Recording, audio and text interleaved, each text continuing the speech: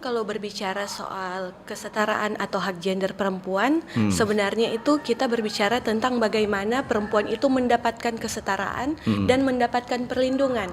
Salah satunya seperti yang disinggung tadi adalah Hmm. perlindungan terhadap kekerasan dalam rumah tangga.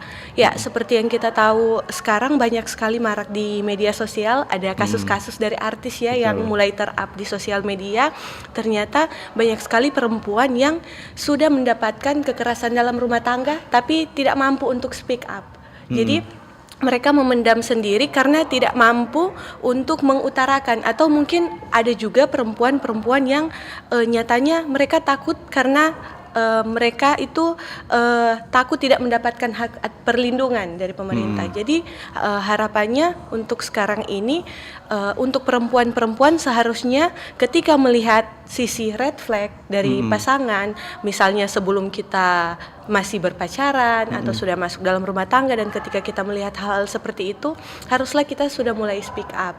Kita sudah mulai mencari perlindungan yang pastinya. Karena memang perempuan itu ketika mereka sudah masuk dalam rumah tangga, mungkin ada yang mereka lindungi seperti anak, seperti keluarga, tetapi mereka juga harus memikirkan diri sendiri karena ada hak kesetaraan, hak untuk mendapatkan kemerdekaan seperti itu. Jadi ketika mereka mendapatkan perlindungan yang khusus, yang cukup, mereka tentunya akan lebih berani lagi untuk speak up, untuk melaporkan kasus-kasus yang seperti itu.